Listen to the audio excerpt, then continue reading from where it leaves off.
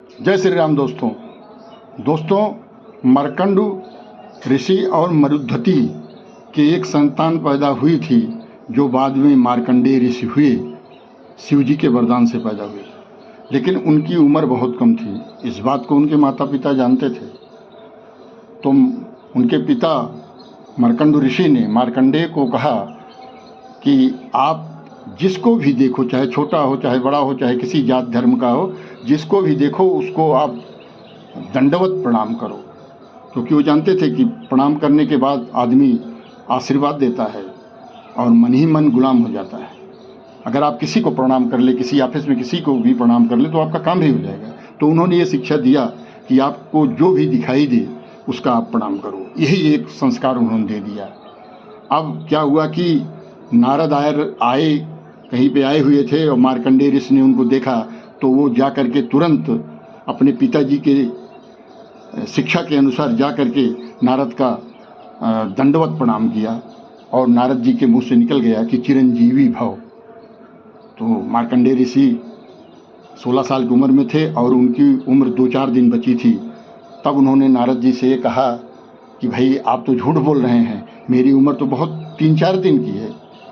तो नारद ने कहा, नहीं, मेरा नाम नारद है, मैं जो बात कह देता हूँ वो कभी असत्य नहीं होती है। लेकिन जब उन्होंने ऐसा कहा और देखा फिर नारद ने कि वास्तव में इसकी उम्र तो 2-3 दिन बची है, तो वो सत्य में आ गए और उन्होंने कहा, भाई अब हमारी वाणी सत्य ना हो, इसलिए हमें कुछ करना है। तब उन्होंने मार्कंडेय ऋषि से कहा, जहाँ मैं ले चलूँ वहाँ चलिए और जिससे मैं मिलाऊँ उससे मिलिए और उनका भी हमारी ही तरह दंडवत प्रणाम करो। वो उनको ले गए ब्रह्मा जी के दरबार में।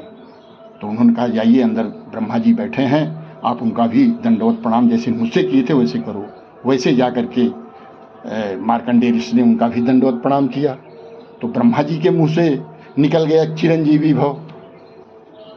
तो इतने में नारद जी अंदर प्रवेश किए और कहे, मेरा टेंशन खत्म, मेरा टेंशन खत्म, मेरा टेंशन खत्म। तब ब्रह्मा जी ने पूछा, अरे भाई नारद, तुम्हारा क्या टेंशन खत्म हो गया? कहे, नहीं, मेरा टेंशन खत्म हो गया है। इसका जो है उम्र 3-4 दिन बची है और मैंने इसको चिरंजीवी का वरदान दे दिया। लेकिन अब आपने भी चिरंजीवी का वरदान दिया, तो आप देखें हमारा टेंशन कोई नहीं है। तो ब्रह्मा जी ने देखा वास्तव में इसकी 3-4 दिन उम्र बाकी थी। तो ब्रह्मा जी ने अपने सहायकों को बुलाया और कहा, मृत्यु का रजिस्टर लाओ, और जा करके उन्होंने उनको चिरंजीवी बना दिया। तो इस चरण छूने का, प्रणाम करने का इतना फ़ायदा हुआ कि वो जो 3-4 दिन उम्र बची थी वो चिरंजीवी बन गए। तो ये हमारे सनातन धर्म की शिक्षा है। इसमें पर्सनल फाइनेंस की भी शिक्षा है और सब चीज़ की शिक्षा है।